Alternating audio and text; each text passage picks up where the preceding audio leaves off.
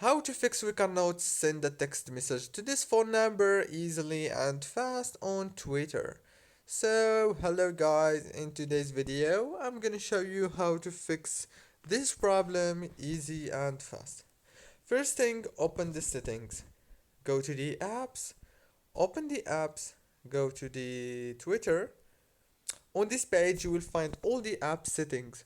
All what you wanna do on this page is click on the storage. After that, you have to click on clear data. That's the first important step. Then click on the open by default option. Click on this open supported links in the app and choose ask every time.